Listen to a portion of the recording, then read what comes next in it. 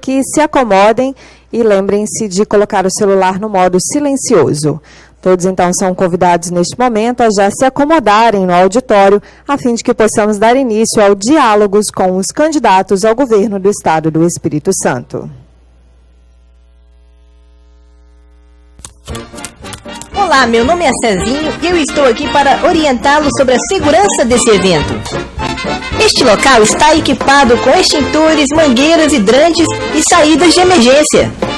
Em situações de emergência e pânico, direcione a saída de emergência mais próxima e acione o alarme de incêndios. Os extintores estão localizados em locais de fácil acesso e, em caso de necessidade ou risco de incêndios, eles deverão ser utilizados. Lembre-se que é proibido fumar em ambientes fechados. Em caso de emergência, contate os bombeiros pelo 193 ou o SAMU pelo 192. Bom evento! A Federação das Indústrias do Estado do Espírito Santo, FINDES, agradece a todos que prestigiam o evento Diálogos com os Candidatos ao Governo do Estado do Espírito Santo. O objetivo deste evento é apresentar as demandas da indústria capixaba aos candidatos ao governo do Estado e ouvir propostas para o desenvolvimento econômico do Espírito Santo. Receberemos hoje os candidatos Roberto Carlos, do PT, Paulo Artung, PMDB, e Renato Casagrande, PSB. Durante o evento, 4 diretores do sistema FINDES farão perguntas aos políticos com base na agenda Caminhos para o Desenvolvimento Econômico do Espírito Santo, documento que foi entregue previamente aos candidatos. Por isso, vale ressaltar, não será aberto ao público espaço para perguntas. Todo o diálogo será transmitido ao vivo pelo site www.sistemafindes.org.br. Para a abertura, é convidado neste momento o presidente do Sistema FINDES, Marcos Guerra.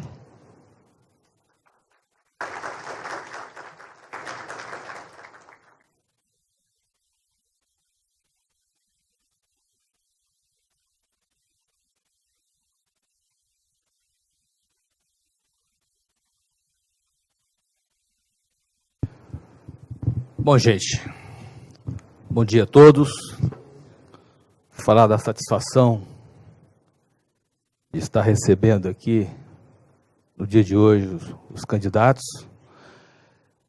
Nós convidamos todos os candidatos que têm representatividade no Congresso Nacional. E a minha fala vai ser muito rápida. Deputado José Carlos, candidato ao governo do Estado. Nós, da Federação das Indústrias, da Confederação Nacional da Indústria, nós temos uma missão muito desafiadora para os próximos anos. Nós temos uma indústria que está claro, um processo de desindustrialização no país, uma indústria de transformação, principalmente, que na década de 80, ela representou 24,9% do PIB, da construção do PIB. Em 85 nós chegamos no topo, nós chegamos com 27,2%. Nós fechamos 2013 com 13%. Então, está claro que a indústria nacional ela está se definhando. No Estado do Espírito Santo, nós temos uma posição um pouco diferente.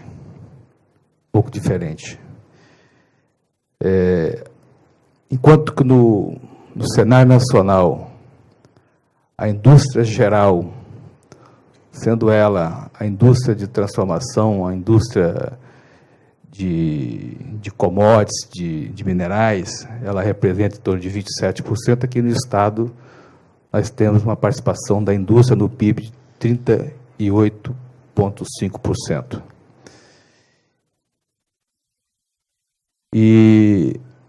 Só que o Estado está recebendo uma indústria nova, uma indústria com mau conteúdo tecnológico, mau valor agregado.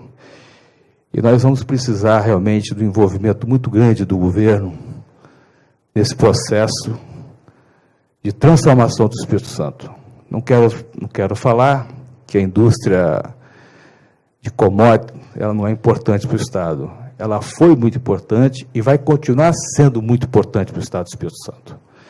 Mas nós temos que buscar também uma indústria que realmente agregue mais valor ao produto, que a gente atua mais nos países de maior consumo e que também atenda o mercado nacional.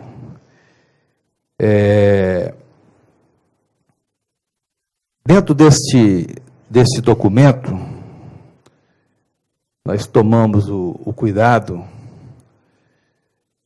de ouvir todas as lideranças industriais. Ele podia ser muito mais grosso, muito mais, né?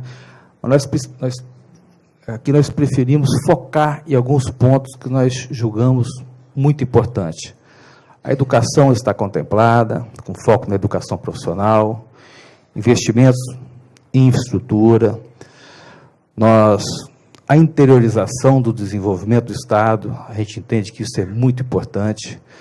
Nós não colocamos aqui, por exemplo, que nós julgamos uma ferramenta importante para o Estado do Espírito Santo, que são os incentivos, certo? Nós não conseguimos imaginar o Estado do Espírito Santo retrocedendo nesse aspecto, tá certo? Muitas vezes a mídia, as pessoas menos, assim, muitas vezes eles acham que o incentivo significa maiores ganhos para o industrial, mas não é. Nas nossas planilhas de custo, a gente sempre está colocando o que realmente a gente paga de imposto, entendeu? Então, a gente não colocou aqui a parte do Compete, do Invest, que nós entendemos que isso é necessário para o Estado. Por isso que o Estado do Espírito Santo ele representa hoje, no PIB da indústria hoje, 38,2%, enquanto que o nacional chega em torno de 27%. Então, nós também aqui, foi dito aqui pela nossa cerimonialista, não é um debate, é um diálogo com os candidatos. A relação da Federação das Indústrias, digamos assim, nos últimos 12 anos, ela sempre foi muito boa com quem governou e com quem governa esse Estado. E nós pretendemos realmente continuar com essa relação com os governos, porque, principalmente na nossa gestão, na minha gestão, que é composta aqui com mais de 600 voluntários que nós temos espalhado para o Estado do Espírito Santo inteiro, quando a gente leva uma demanda para o governo, a gente tem ouvido muito o setor que produz. E, infelizmente, nós não estamos aqui para falar do governo federal, essas coisas todas, que infelizmente nós não estamos tendo ressonância no governo federal. Entendeu? Nós temos uma indústria que, como eu disse aqui, ela está minguando, enfrentando problemas, muitos problemas, entendeu?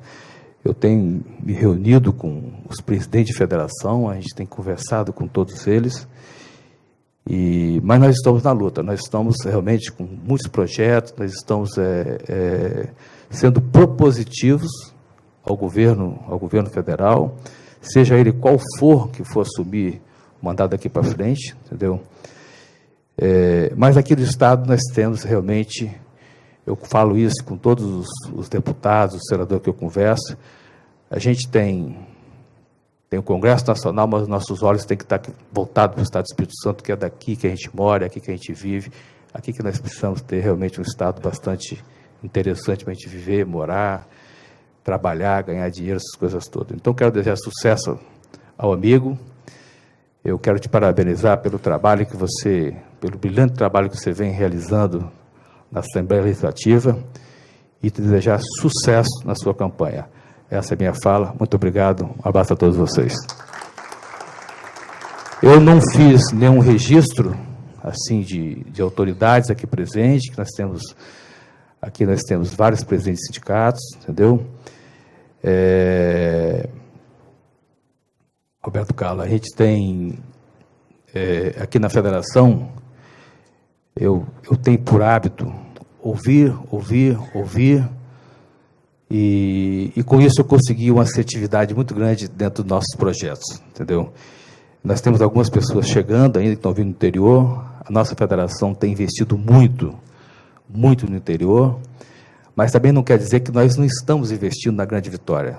Os nossos investimentos aqui na Grande Vitória, eles vão ser infinitamente maiores do que a gente vinha investindo. Só para você ter uma ideia, nós temos aí, nós estamos dobrando o tamanho do Senai aqui do Civite, nós temos um centro integrado novo sendo construído em Anchieta, nós vamos fazer um Senai Centromoda aqui em Araçás, aqui em Vila Velha, nós estamos com um projeto de Instituto Senai de Tecnologia aqui na Beira-Mar, onde nós temos aí o nosso Senai, quer dizer, nós estamos investindo muito aqui também, tá certo?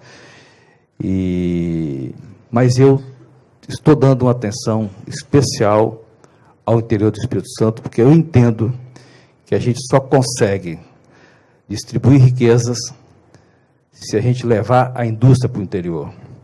Porque lá tudo começa pela indústria, quer dizer, aí vem o comércio, vem o serviço, mas começa pela indústria, entendeu? A gente não consegue levar só o comércio se a gente não tiver a indústria. A indústria significa dinheiro novo chegando no município, entendeu? Então, mais ou menos é isso. Um grande abraço e, mais uma vez, sucesso ao debate. Ao debate não, ao diálogo.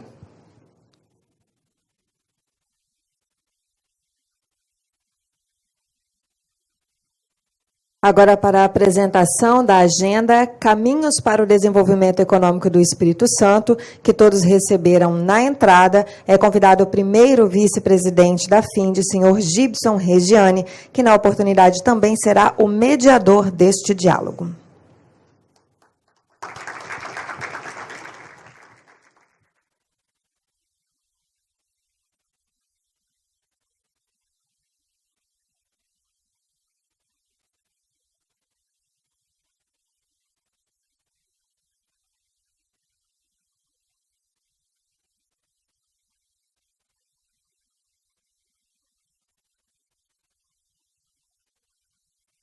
Bom dia, senhores.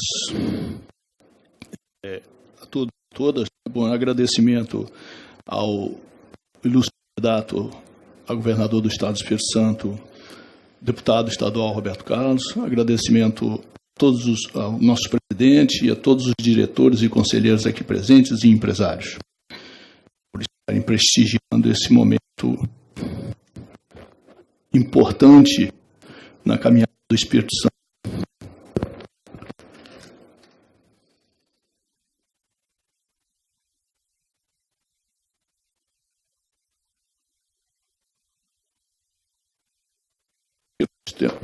Aqui nós temos 15 minutos de apresentação.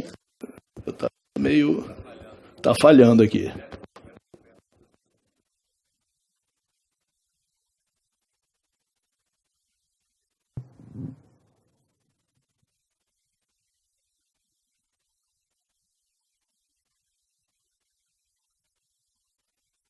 Bom, eu gostaria que começasse com as transparências sobre a nossa apresentação, que trata da proposta da indústria capixaba para o programa de governo dos candidatos a governador do Estado do Espírito Santo. É importante salientarmos que essa proposta ela é baseada, como disse o presidente Marcos, né, no mapa estratégico da indústria capixaba, numa revisão que foi feita no ano 2013-2022, na agenda positiva de governo positivo, né, do desenvolvimento do Estado do Espírito Santo, que é uma síntese que a gente faz das proposições para a atuação do governo em parceria com outras instituições, okay? Essa parceria institucional e governo é muito importante, não só com a instituição FINDES, mas com outras instituições de nível estadual, municipal e federal, ok? E ela advém de uma ação propositiva da Federação das Indústrias, no sentido de alavancar o desenvolvimento do Estado do Espírito Santo e também com algumas contribuições a nível de desenvolvimento federal, né, da federação. Nós temos aí isso aí em função contextualizada, todas essas propostas pela situação da indústria nesse momento. Como bem colocou o presidente Marcos, nós já fomos um setor que representou em torno de 27% na década de 80, hoje do PIB, né, 27% do PIB, hoje representamos tão somente 13% do PIB nacional. É preciso colocar, esses números são espantosos, porque nós podemos lembrar que em 1955, quando eu nasci, antes do primeiro plano de industrialização do país, ou seja, antes do plano do Juscelino Kubitschek, o nosso PIB, a participação da indústria no PIB nacional era maior do que é hoje. Então, nós retrocedemos enormemente. E a nossa proposição, deputada, é exatamente uma contribuição no sentido de resgatar essa indústria que é importante para o Estado do Espírito Santo e para o Brasil em todos os aspectos. É lógico que em vários outros países também existe algum declínio do setor industrial, mas especialmente no Brasil esse declínio tem sido muito vertiginoso, sem que tenhamos sequer chegado ao ápice como outros países desenvolvidos, tipo Alemanha, Estados Unidos da América. A importância da indústria, a importância dessa participação no PIB da indústria nacional, por parte da indústria, ela se faz especialmente importante porque é exatamente a indústria que absorve e desenvolve toda a tecnologia que faz avançar uma sociedade. Se nós não tivermos a indústria, nós seremos meros usuários de tecnologia externa, meros compradores. E, quiçá, uma bastante dificuldade até como usuários. Então, esse é um fator primordial para que nós venhamos a lutar, para que nós venhamos a persistir em garantir uma indústria pujante. E aí eu passo, então, a proposição de construir um cenário econômico, social, favorável ao crescimento da indústria no Espírito Santo, em especial, e, obviamente, a nível nacional também, ok? E com propostas que efetivamente venham a impactar renda, emprego e benefícios para toda a sociedade. E isso é muito importante, porque a proposição ela visa criar um ambiente de desenvolvimento social, na qual a indústria está inserida. E, lógico, nós temos o conjunto de ações dentro do mapa estratégico da indústria, que dizem respeito a ações internas, na qual nós devemos desenvolver por parte da indústria especificamente, e dizem respeito a desenvolvimentos externos em parceria com o governo e instituições, que dizem respeito à sociedade como um todo. Essa proposta de governo, mais especificamente, trata-se das parcerias da FINDES, de governo e de outras instituições, federais, estaduais e municipais. Tratam de, por gentileza, vamos para o próximo, a transparência. São 100 proposições,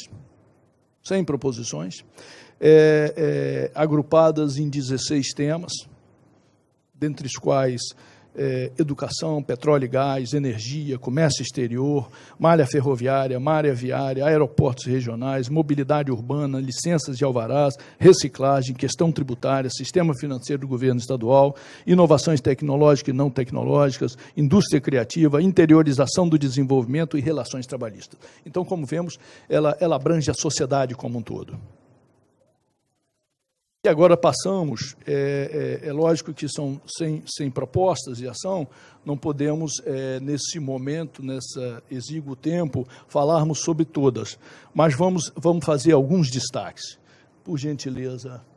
Na área de educação, né? Nós temos aí articular com o IFES, né, o Sistema S, a Rede de Ensino Privada Capixaba, o desenvolvimento do ensino profissionalizante, maximizando a utilização das vagas já ofertadas. Trata-se nitidamente de uma racionalização de recursos que já dispomos, que já estão aí e que são imprescindíveis para o nosso desenvolvimento. Sem educação não existe desenvolvimento, não existe sociedade sequer. Petróleo e gás. Criar programa para o desenvolvimento tecnológico do Estado voltado para o setor de petróleo e gás. Energia.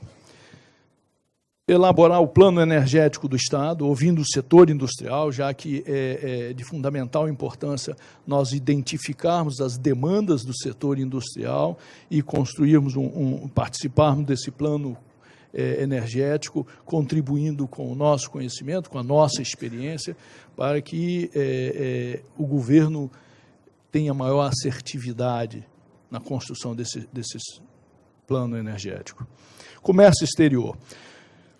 Complexo portuário e cadeias globais de valor. Então, criar um Conselho Estadual de Comércio Exterior com participação das entidades empresariais envolvidas no setor internacional.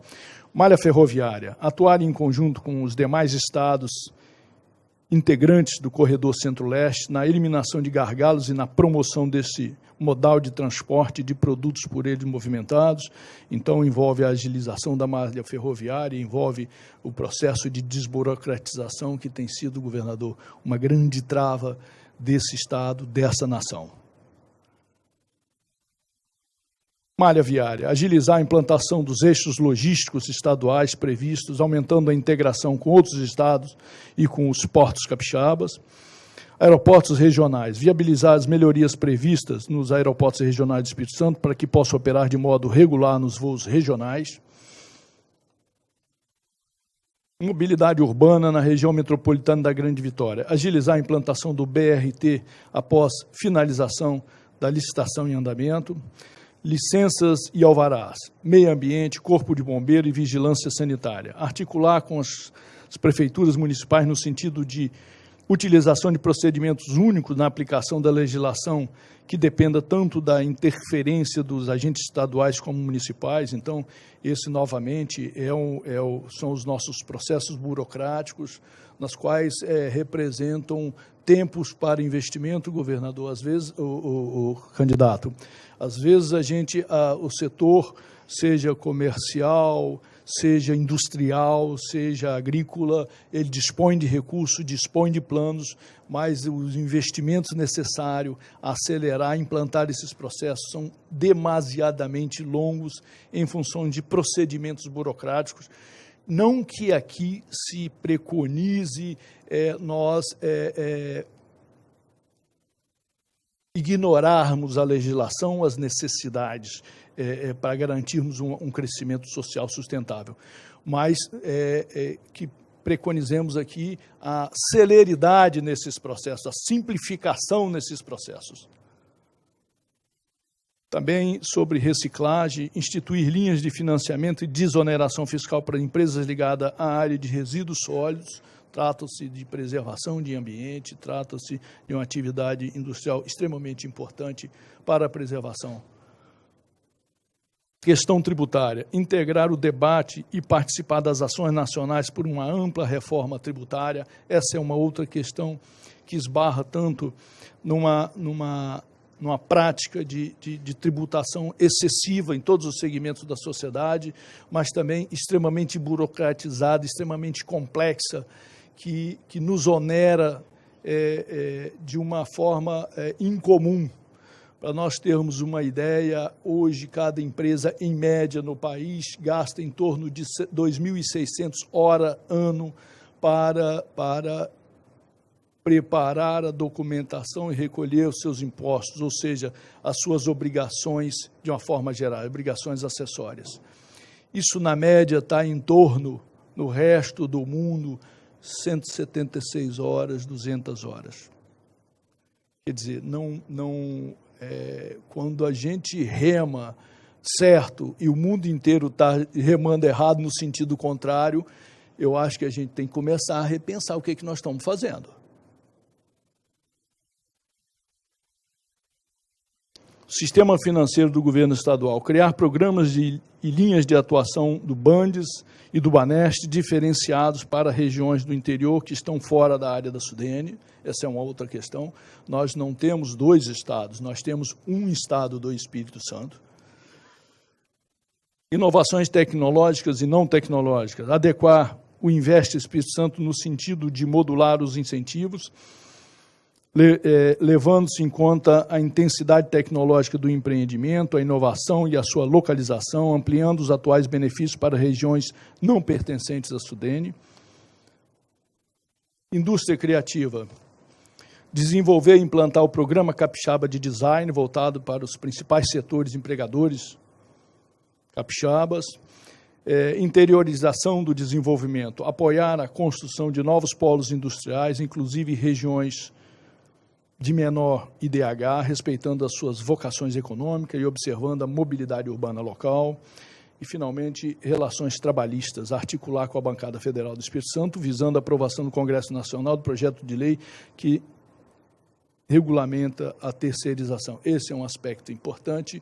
Também, lembrando, candidato,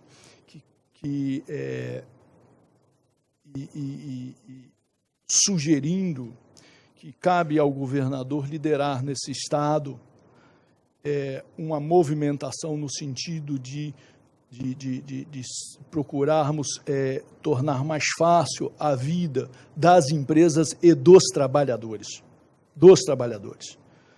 Eu acho que o cenário que nós temos hoje é um cenário de nitidamente geração de desemprego, em todos os sentidos. A nossa legislação trabalhista não nos ajuda, não ajuda o trabalhador. Ela tem onerado a nação de uma forma incomum,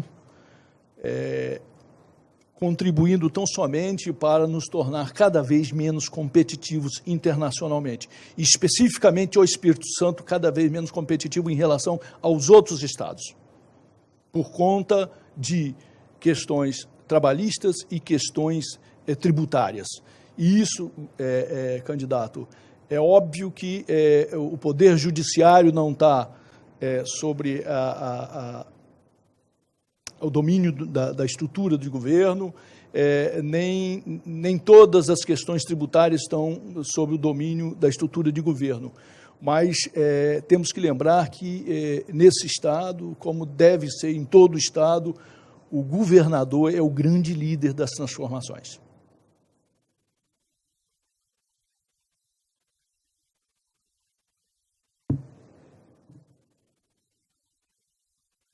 Bom,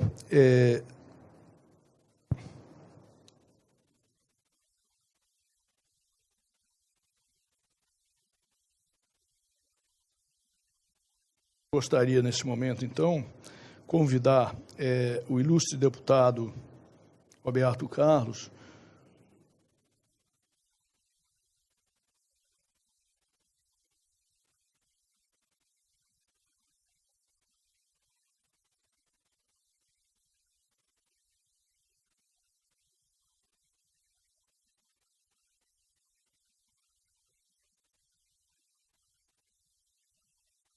Então, nós vamos passar, então, neste momento, ao diálogo, efetivamente. O mediador já está, então, ocupando o seu lugar.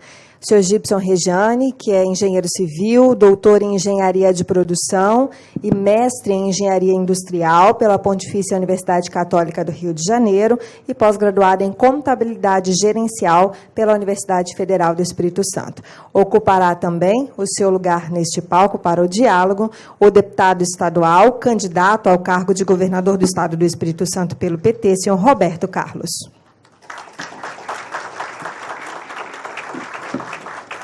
A condução, então, a partir deste momento, fica a cargo do mediador.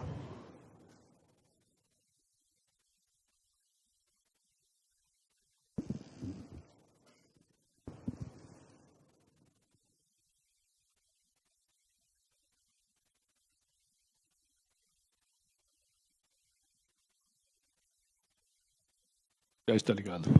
Ok. Muito obrigado. Deputado, neste momento, eu concedo a palavra ao senhor para que faça, em torno de 20 minutos, uma apresentação do seu plano de governo, quais são as suas ideias como candidato, para que a nossa plateia, o dileto público aqui, possa apreciar as suas ideias. Então, depois, nós vamos ter algumas questões específicas já apresentadas no plano e elaboradas por alguns diretores dessa casa. Ok. Bom dia a todos, bom dia a todas. Quero saudar o nosso presidente, Marcos Guerra, presidente do Sistema Findes. Quero saudar o Gibson, que foi professor dos meus 2 irmãos engenheiros, que pediu para não revelar a idade dele. Quero saudar todos os conselheiros na figura do Leonardo de Castro, que eu tive a oportunidade, quando vereador na Serra, ele presidia a Associação dos Empresários da Serra, e nós tivemos uma parceria muito respeitosa e muito produtiva, e foi com muita alegria que, quando eu fui disputar a reeleição de vereador, eu fui convidado pelos conselheiros da Associação dos Empresários da Serra para eles declararem que tinham interesse na nossa reeleição, porque nós fizemos um mandato pautado na seriedade, na transparência e no uso racional do recurso público. E ficamos conhecidos na Câmara da Serra por termos denunciado algumas coisas escabrosas, do tipo aquisição de cadeiras massageadoras, jeton para vereador durante o período de recesso. Isso tudo nós combatemos porque nós entendemos que os recursos públicos são parcos e eles devem ser investidos prioritariamente para reduzir desigualdade, para educação, saúde, saneamento. Então, nós travamos na Câmara da Serra uma luta tenaz contra o desperdício do recurso público, e isso nos deu condições de virarmos deputado estadual. Antes de falar do nosso projeto de governo, vou me apresentar como deputado estadual. Eu fui membro da mesa diretora nos primeiros 2 anos, como primeiro secretário, e atualmente sou membro da mesa diretora como segundo secretário. Não pude repetir a primeira secretaria, porque o regimento não permite, mas fizemos transformações e mudanças muito importantes na Assembleia Legislativa. A Assembleia Legislativa que, no passado, ajudou a desorganizar o Estado do Espírito Santo. A Assembleia Legislativa que, no passado, foi uma casa onde se negociava de forma escusa com os setores, inclusive a Assembleia Legislativa que ajudou a afugentar alguns investimentos produtivos no Espírito Santo em função da cobrança de pedágio, uma série de coisas que essa página do Espírito Santo foi virada. E quando assumi a primeira secretaria naquela casa, nós cortamos 50% dos cargos comissionados na estrutura da mesa diretora, gerando uma economia anual de mais de 4 milhões de reais. Nós realizamos o concurso público mais transparente da história da Assembleia Legislativa, inclusive com a participação da sociedade organizada. Eu fui o responsável e liderei a adequação da Assembleia Legislativa do Espírito Santo à Lei de Acesso à Informação. E a Assembleia Legislativa do Espírito Santo foi a primeira Assembleia Legislativa do país a disponibilizar o salário dos seus servidores efetivos e comissionados.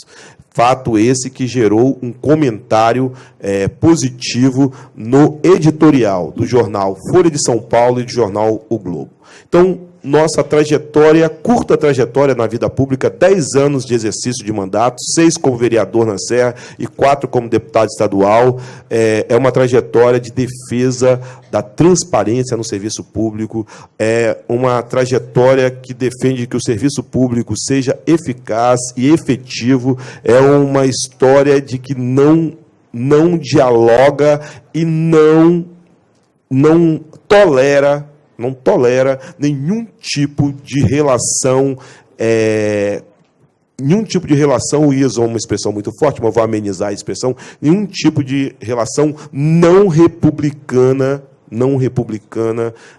no setor público. Defendo que o setor público, que já onera bastante a sociedade, ele tem que ser transparente, ele tem que ser fiscalizado, e o mau gestor público, que é aquele que porventura, flerte com coisas ilícitas, ele tem que ser investigado, julgado e, se condenado, preso. Essa é a minha posição e essa é a posição que eu tenho nos mandatos que eu exerço. Candidato a governador do Estado do Espírito Santo pelo Partido dos Trabalhadores. Partido dos Trabalhadores que há 20 anos não lança candidato no Espírito Santo. A nossa última experiência foi com o companheiro Vitor Boaz, ele que fez um bom mandato, um excelente mandato à frente da Prefeitura de Vitória, mas não conseguiu, em função do período e em função do momento político vivido pelo Espírito Santo, não conseguiu reproduzir no governo do Estado o êxito que ele teve na administração em Vitória. Tanto é que ele não concluiu o mandato no Partido dos Trabalhadores, mas é uma pessoa que nós respeitamos e a experiência dele nós respeitamos até mesmo para continuar naquilo que foi acertado e naquilo que ele errou, nós não podemos errar novamente. O Espírito Santo, nós reconhecemos que 2003 para cá vem passando por uma transformação importante no setor público. Nós, do Partido dos Trabalhadores, somos signatários e sócio dessa construção a partir de 2003. Demos sustentação na Assembleia Legislativa com o presidente Cláudio Vereza, que foi eleito logo quando o ex-governador Paulo Artung tomou posse no governo do Estado. O Cláudio Vereza foi eleito pelos 2 primeiros anos para presidente da Assembleia Legislativa e foi fundamental. A presença de Vereza nos 2 primeiros anos do governo Paulo Artung foi fundamental para dar estabilidade política para que ele pudesse começar a passar a limpo o Espírito Santo. E o Partido dos Trabalhadores, via governo federal, também foi fundamental para que o Espírito Santo saísse daquela situação que se encontrava em 2003. Folha de pagamento em atraso, fornecedores sem receber,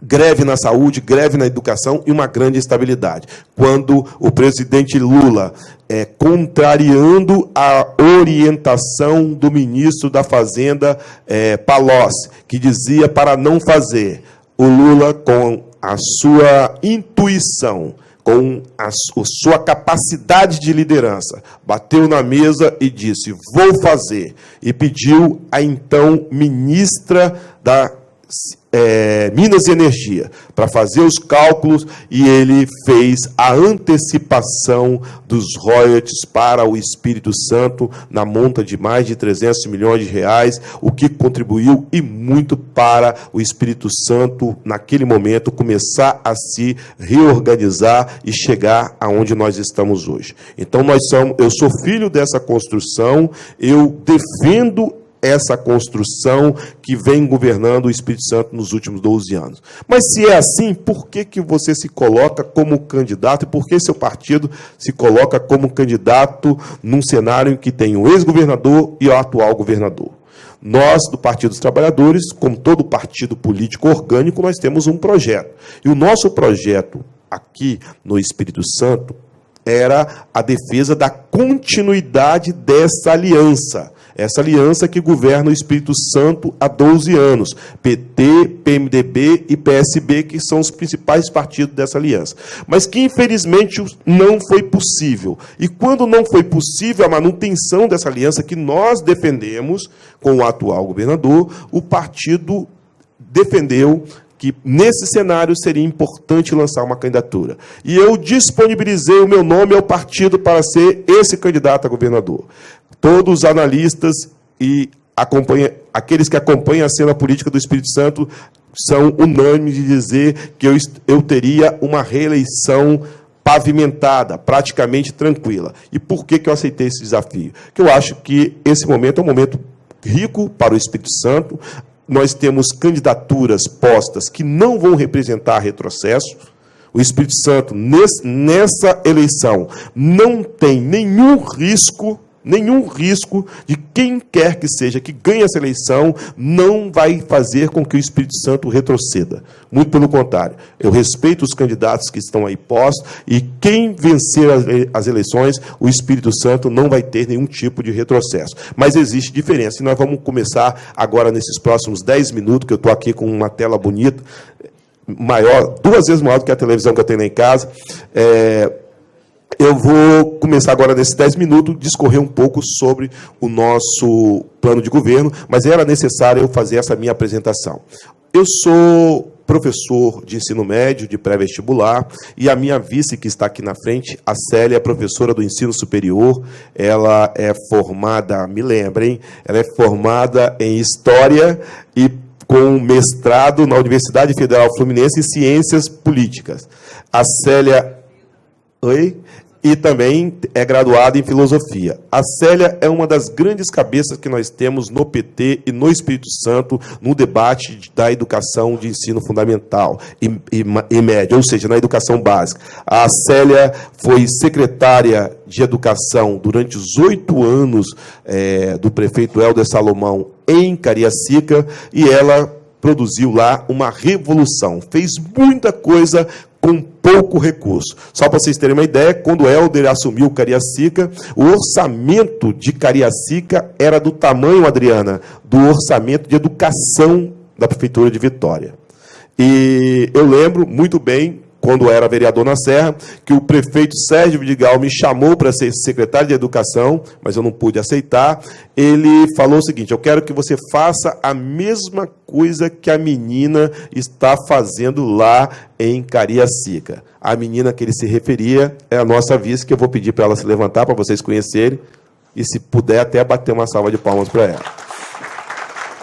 Então, no nosso programa de governo, o foco principal é a educação. O Espírito Santo apresenta uma das maiores taxas de homicídio do país, é o segundo estado que tem a segunda maior taxa de homicídio entre a juventude, de 14 a 29 anos. O Espírito Santo é o segundo estado que mais mata jovem, lidera o ranking nacional na violência contra a mulher. Todos vocês acompanharam, e toda a sociedade capixaba acompanhou, o assassinato de um policial em pleno serviço do Batalhão de Missões Especiais.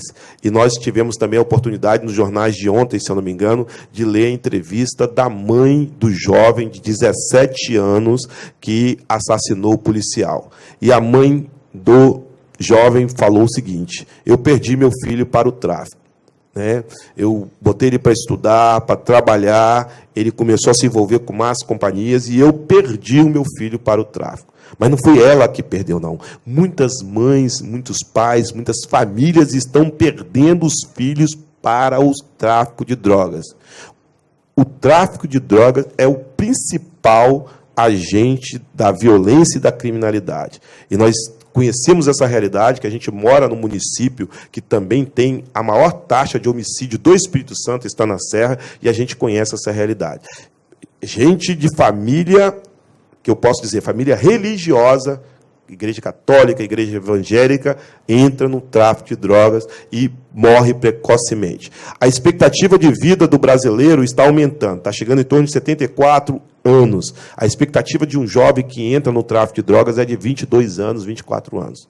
Então, o caminho do jovem que entra no tráfico de drogas é a morte, e a morte precoce. Como que nós vamos fazer esse enfrentamento? Nós vamos fazer esse enfrentamento com investimento pesado em educação.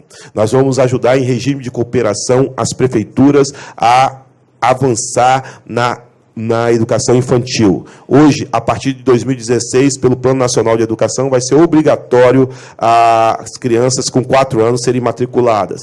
Nós vamos ajudar as prefeituras a avançar de 0 a 3 anos. Nós vamos, sem sombra de dúvida nenhuma, nós vamos avançar na universalização do acesso ao ensino médio. Nós temos hoje jovens que nem trabalham e nem estudam. Esse jovem que nem trabalha e que nem estuda, ele está extremamente vulnerável para ser aliciado pelo tráfico de drogas. Nós vamos expandir isso e nós vamos ampliar a oferta de vagas na educação em tempo integral. Nós temos compromisso com a educação profissional. Veja ali o professor Tadeu, da Escola Técnica do IFES. Eu fiz Escola Técnica Federal do Espírito Santo na década de 80. Nós tínhamos que ser expulsos às 10 horas da noite da escola. Nós chegávamos às 7 horas da manhã na escola e saímos às 10 horas porque eles mandavam a gente embora, porque a escola ofertava tudo, desde das aulas teóricas, as aulas práticas, piscina, quadras poliesportivas, campo de futebol,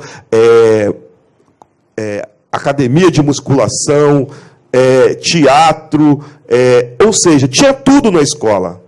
Tinha tudo na escola. Aí, quando dava 10 horas da noite, eles obrigatoriamente apagavam os refletores e a gente ainda ia para casa achando ruim, porque 10 horas da noite a escola estava fechando. Ou seja, essa é a escola que nós temos orgulho de ter passado por ela. E essa é a escola que o Estado tem que ter orgulho de ofertar para a sua juventude. Então, nós temos compromisso. É evidente que aquela escola ela é cara para ela ser expandida e universalizada, mas nós temos, dentro do nosso programa de governo, o que a gente chama de cidades educadoras, ou seja, utilizar os espaços da cidade como forma de educação, para que a gente possa expandir a educação em tempo integral. Na área da infraestrutura, o Espírito Santo já construiu alguns consensos. Nós já temos consenso com a pauta que, inclusive, o atual governo está colocando em prática, que é o Proedes Logística. Nós temos consenso com ele e nós daremos continuidade. Agora, eu não tenho dúvida, as eleições presidenciais, elas estão acirradas. Nós teremos um segundo turno, provavelmente com Dilma e Marina, e eu não tenho bola de cristal, mas tudo indica, e as projeções que a gente tem visto, eu tive em Brasília ontem, tudo indica que nós teremos Dilma de novo, graças a Deus.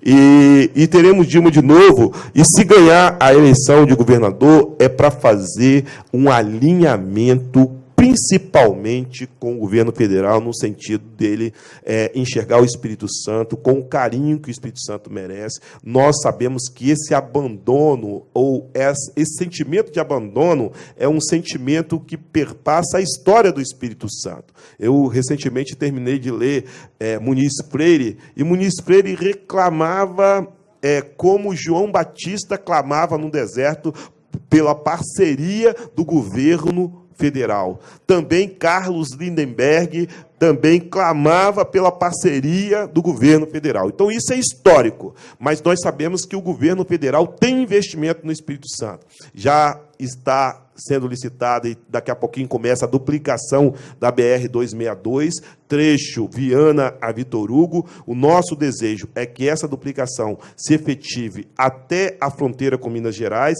e que Minas Gerais também terá a sua duplicação, e é importante essa duplicação da 262. Hoje nós já estamos em concessão a BR-101, que nesse primeiro momento já está cobrando pedágio e as vias estão sendo repavimentadas e sinalizadas, mas dentro do contrato está previsto a duplicação da BR-101.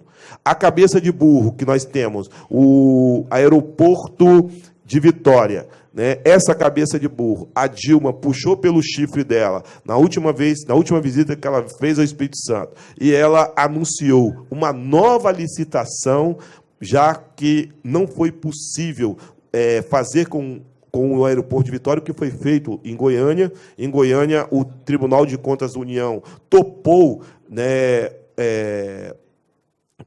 retomar as obras e ajustar lá o projeto executivo. O Tribunal de Contas da União não topou a mesma coisa com o Espírito Santo, com o aeroporto de Vitória, e vai ser feita uma nova licitação para que, enfim, nós possamos ter um aeroporto digno, mas é bom lembrar que ele já passou por algumas reformas, né, mesmo ainda sem a reforma definitiva. A nossa presidenta Dilma lançou um programa para fortalecer os aeroportos regionais. O Espírito Santo tem 4 aeroportos nesse programa do governo federal.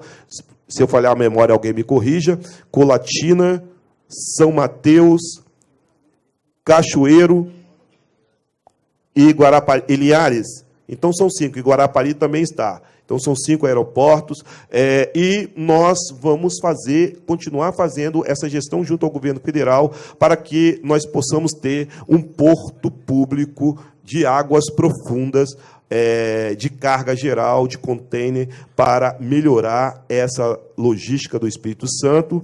Esses são alguns gargalos, o Brasil tem gargalo, nós estamos acompanhando. Concordo com a fala inicial do Gibson, mas eu sou daquela época que nós tivemos que tirar, né, o fio da tomada por conta da economia em função do apagão. A Dilma está liderando e construindo 2 grandes hidrelétricas que vai ajudar muito o Brasil no que diz respeito a fornecimento de energia, que é Jirau e Belo Monte. Belo Monte, que, por sinal, ela teve que passar por cima de muita gente para que aquela obra importantíssima na região norte pudesse ser feita. Então, o nosso compromisso é um compromisso com o desenvolvimento social, com o desenvolvimento econômico sustentável. Nós temos compromisso com o meio ambiente e nós temos um compromisso aí firmado aqui com vocês de um diálogo respeitoso e profundo com vocês, até porque nós temos um grande respeito pelo sistema. Muito obrigado.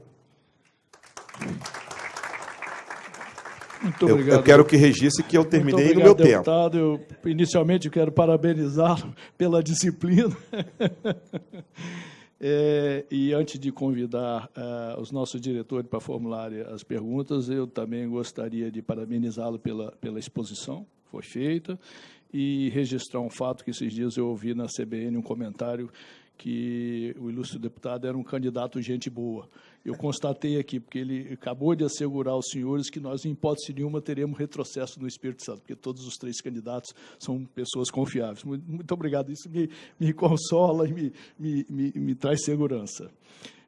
Eu gostaria agora de começar convidando os diretores desta casa para formular as perguntas. Nós teremos 4 diretores formulando, cada um dos diretores vão formular as perguntas. Cada pergunta será formulada com 3 minutos e nós teremos, deputado, o senhor vai ter 5 minutos para responder essas questões.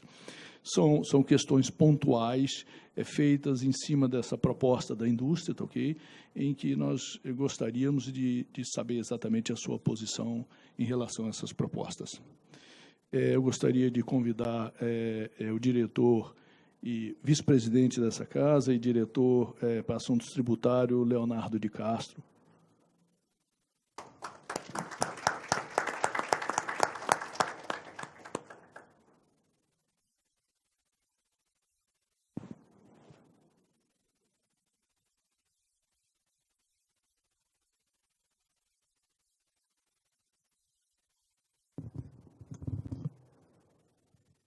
Bom dia a todos. Bom dia, deputado Roberto Carlos, amigo lá do nosso município da Serra. Bom dia, presidente Marcos Guerra. Nós, naturalmente, estamos começando pelo tributário, que é uma das questões que mais impactam a competitividade da indústria, não só no Estado, quanto nacionalmente, não só pela carga tributária, que é enorme, mas como o nosso companheiro Gibson citou, pela complexidade da forma com que os tributos são contabilizados e da forma que é prestado conta desses tributos para a Receita. Então, a pergunta, candidato, é a seguinte: o governo do Estado do Espírito Santo, ao longo dos últimos anos, tem adotado importantes medidas para resguardar a competitividade da indústria capixaba. Dentre essas medidas, destacamos a importância dos instrumentos tributários, em especial o Invest-ES e os contratos de competitividade. No entanto, nos últimos anos, temos acompanhado a crescente utilização da substituição tributária, que se trata de um procedimento que antecipa o recolhimento do imposto da cadeia de distribuição na origem, quer dizer, ele traz isso para a indústria. A substituição tributária, ao ser implantada em setores contemplados pelos contratos de competitividade e ou nas empresas que aderiram ao Invest, tem o efeito de anular os benefícios concedidos por esses instrumentos, consequentemente, afetando diretamente a competitividade das indústrias capixabas nas vendas dentro do próprio Estado. A Findes, atenta a esse problema, encaminhou um pleito ao governo do Estado em 19 de dezembro de 2013, solicitando o equacionamento dessa situação, através de um estorno de débito em valor suficiente para manter os benefícios que as indústrias detinham sobre o ICMS próprio, a exemplo do que ocorre no Rio de Janeiro e em Minas Gerais. Quer dizer, a gente sempre tem buscado a equiparação, nós não queremos benefício diferenciado para a indústria capixaba, nós queremos a equiparação competitiva. Esse é um ponto. Um outro fator inibidor do desenvolvimento é a grande quantidade de obrigações acessórias que o contribuinte é submetido na prestação de informações à Fazenda do Estado. O descumprimento ou eventuais erros na prestação das informações, no caso do Espírito Santo, tem gerado pesadas multas administrativas. Multas essas que chegam a ser 3 vezes maiores do que estados vizinhos aplicam sobre a mesma infração. O GTFAZ, Grupo de Trabalho de Assuntos Fazendários, do qual a Findes participa ativamente, encaminhou também, em 7 de outubro de 2013, um completo estudo comparativo com outros estados, onde ficou evidenciado que o Espírito Santo tem um dos percentuais mais altos de multas sobre o não cumprimento das obrigações acessórias. Também encaminhamos sugestões de alterações a serem feitas visando a adequação competitiva com os estados vizinhos. E aí vem a pergunta, que na verdade são duas. Primeiro, nós gostaríamos de saber, no caso da substituição tributária, quais ações, caso eleito, o candidato pretende tomar para ajustar os efeitos negativos da substituição tributária, tanto nas indústrias que estão no Investe e no Compete, quanto nas micro e pequenas indústrias. E a segunda pergunta, candidato, como pretende tratar o assunto da redução das multas por obrigações acessórias? Obrigado, Léo. Primeiramente, na hora que você fez a introdução da pergunta, fundamental, e também na hora que o Gibson apresentou, né, a proposta da Findes para os candidatos, a agenda da Findes, é fundamental, e acho que hoje existe um consenso na classe política, só que esse consenso não se efetiva, que é uma reforma tributária, que depende da vontade política do presidente ou da presidenta enviar para o Congresso e do Congresso aprovar essa reforma tributária. Essa reforma tributária, todos os partidos, basta só assistir o programa de televisão, todo mundo tem compromisso com a reforma tributária. Mas, como diz o Dornelles, o tio do Aécio, Francisco Dornelles, ele disse que desde Fernando Henrique todo mundo tem compromisso com a reforma tributária, mas ninguém faz. Então, eu acho que seja quem for a presidenta, Marina ou Dilma, espero que seja Dilma, tem que, no primeiro dia de governo, quando for tomar posse no Congresso Nacional, enviar uma proposta para que o Congresso Nacional, o novo Congresso Nacional, debata com profundidade uma reforma tributária para que nós possamos reduzir essa carga tributária que pesa sobre todos, pesa sobre os trabalhadores e pesa sobre o setor produtivo e que, de certa forma, acaba, digamos assim, emperrando a competitividade com as demais nações, sobretudo com os países emergentes. Em relação à questão que você nos coloca, as duas questões. Eu sou muito transparente em relação a isso. Eu coordenei o nosso plano de governo. E na coordenação do nosso plano de governo, nós discutimos com todos os segmentos em relação aos incentivos, sobretudo no Compete e no Investe. Nós temos um compromisso da manutenção, mas esse compromisso de manutenção, no nosso debate interno, existe algumas divergências que nós precisamos debater com os segmentos, e faremos isso. Essas divergências são naturais, existem segmentos, setores que enxerga de uma forma e nós não temos nenhum problema, até por sermos políticos, em fazer uma discussão e tirar aquilo que, para nós que é fundamental, e nós sabemos que fundamental para nós é a geração de emprego, e quem gera emprego é o setor produtivo. Então, é evidente que um governo responsável, e quando eu falei isso, eu gosto de reiterar, eu acho que nós temos tido o governo responsável de 2003 para cá, e governos parceiro da indústria, parceiro do setor produtivo, e nós temos essa parceria, nós vamos fazer isso em conjunto com vocês, mas deixando sempre aquela posição que a gente tem, que a máquina do Estado, infelizmente, ela, às vezes o Estado ele tem aquela fome, aquela sede, aquela ânsia por arrecadar, né? Por quê? Porque, infelizmente, às vezes gasta mal. Um dia desse eu estava subindo ali a Norte-Sul e já tem um redutor eletrônico ali. Não precisa de redutor eletrônico ali. Ali não é um ponto de acidente. Ali tem um sinal. Mas por que o redutor eletrônico? É porque nós tivemos queda na arrecadação e dos municípios. Os municípios estão já ampliando nas vias municipais. Isso a gente vai chamar de redutor eletrônico, mas, na realidade, é uma fonte de receita para o município, né? E nós não temos essa visão. Nós temos uma visão de que o Estado, e quando eu falo Estado, os 3 entes, eles têm que enxugar aonde tem que enxugar, e nós fizemos isso na Assembleia Legislativa, e desonerar aonde pode desonerar. Então, nós temos esse compromisso, Léo. Temos um compromisso de ser um governador, de ser um agente público, um gestor público, para enxugar aonde deve enxugar. A máquina ela é pesada em alguns aspectos e ela tem como ser reduzida. Nós fizemos isso na Assembleia Legislativa e ainda tem margem para fazer mais.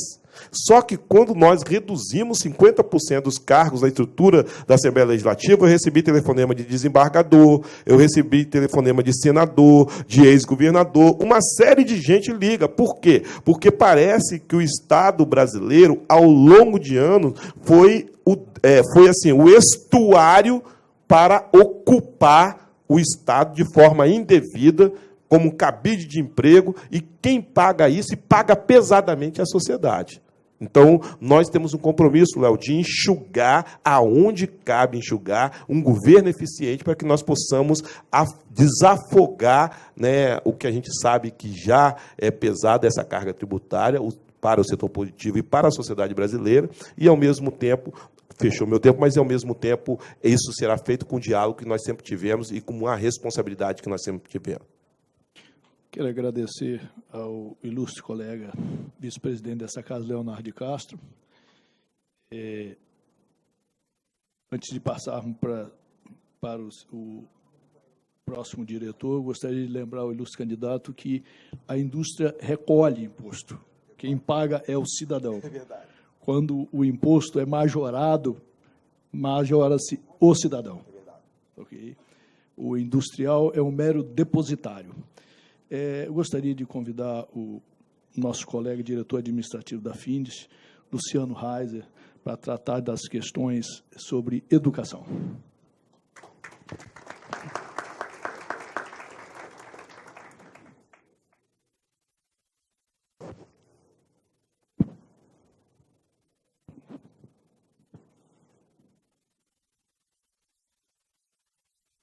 Bom dia a todos. Cumprimento o presidente Marcos, o seu nome, os empresários presentes, plateia.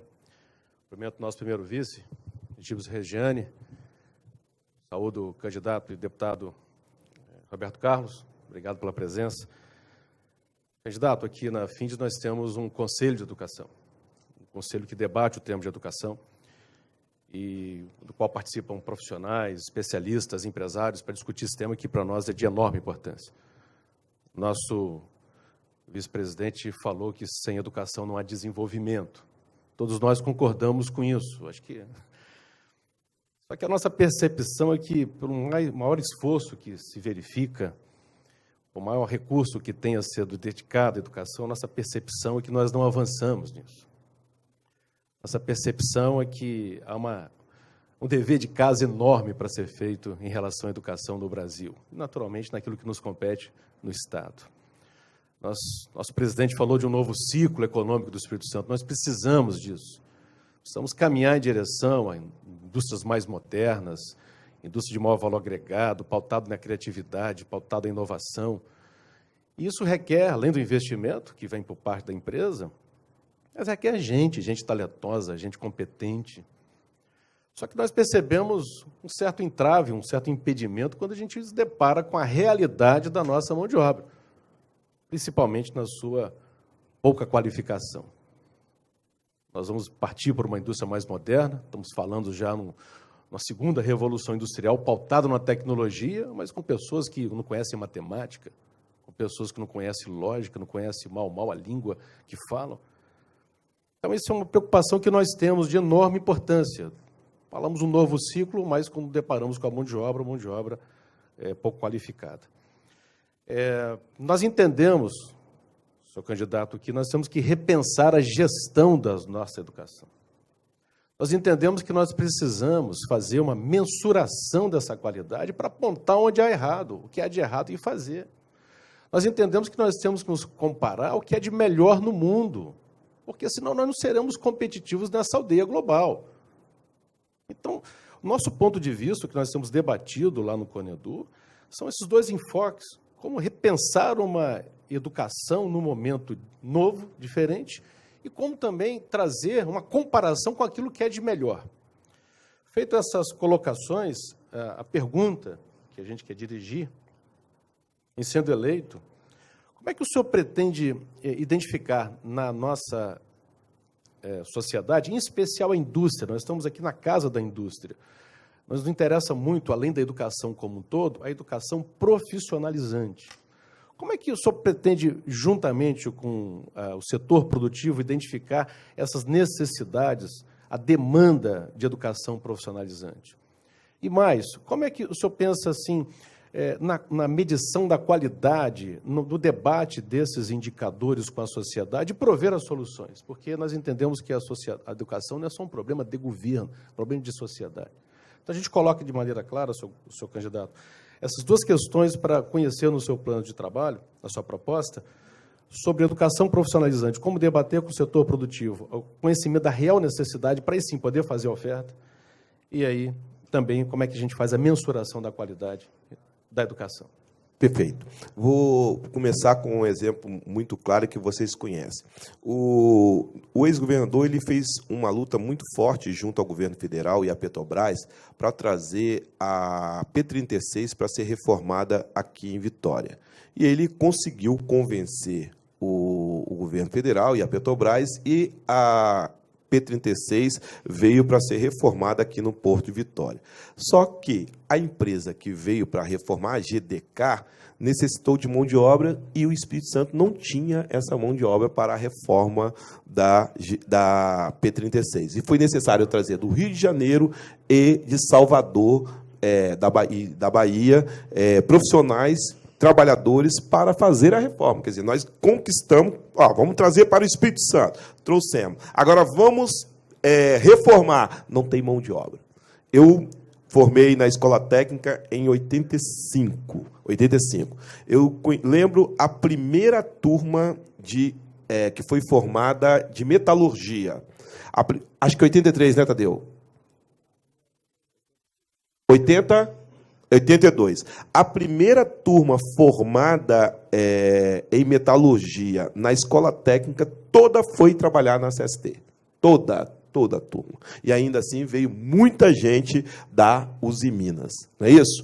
Então, nós temos um diálogo profícuo com as empresas instaladas e com os projetos que vêm para o Espírito Santo. Nós temos que estar à frente.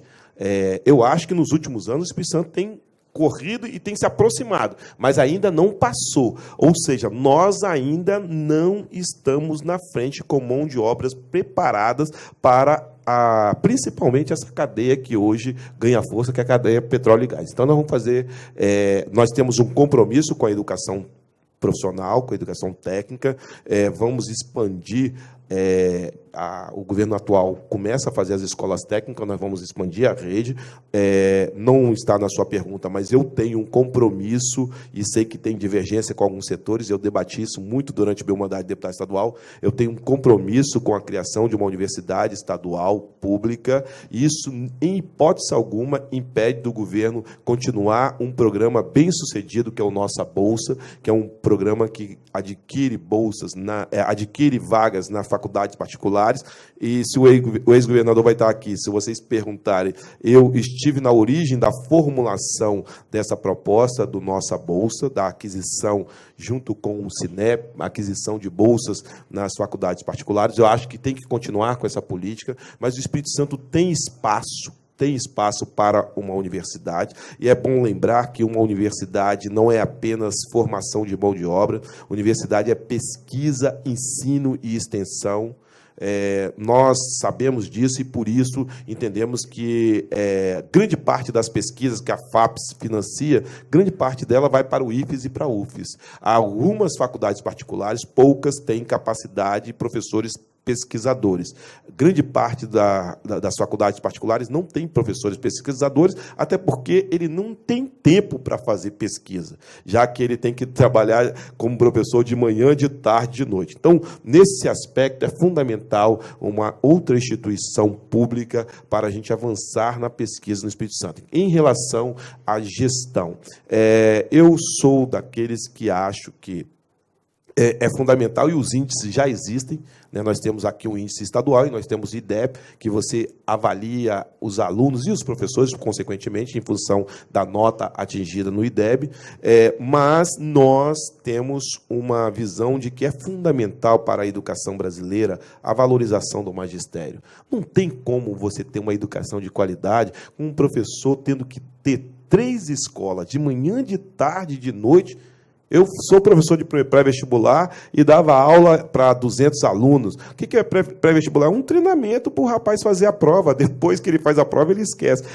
Esse nosso modelo de educação, eu acho que o Brasil está avançando, e eu discordo um pouquinho quando diz que a qualidade ampliou, alargou. Há 30 anos atrás, a escola pública ela não era para todo mundo.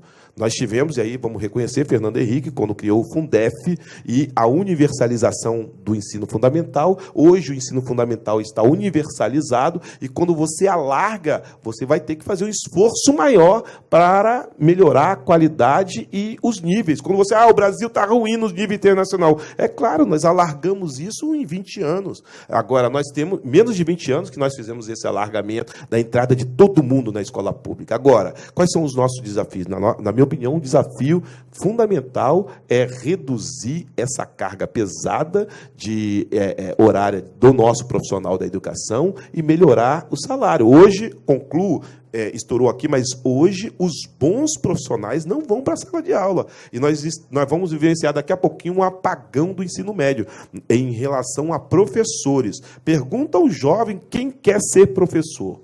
Nós não temos ninguém estimulado a ser professor no Brasil. Por quê? Por conta do salário e dependendo de alguns locais aonde o professor trabalha, ele contrai uma depressão em função da pressão que ele tem dentro da sala de aula. Então, é fundamental que nós possamos olhar esse profissional, estimular esse profissional e pagar um salário digno para esse profissional, para que nossa juventude se encante com essa profissão que está, infelizmente, hoje em baixa. Eu quero agradecer ao ilustre deputado e informá-lo que o senhor está me devendo alguns minutinhos, entendeu? Para a próxima. Agradeço imensamente ao nosso colega, diretor Luciano Reiser, meu ex-aluno, entendeu? Então, obrigado, Luciano. E lembrando ao ilustre deputado que uma das propostas da federação é exatamente que o governo encabece um movimento de integração, de associação das instituições de ensino para que nós maximizemos a racionalização dos recursos aí já postos. Okay? A título de exemplo, eu sou professor da Universidade Federal, às vezes eu estou lecionando para 7, 8, 10 alunos. Isso é um desperdício muito grande, da qual nós não podemos esquecer. Por gentileza, eu gostaria, nesse momento, de convidar o nosso colega, o diretor para assuntos de política pública, Paulo Barahona, para formularmos algumas questões sobre infraestrutura e logística.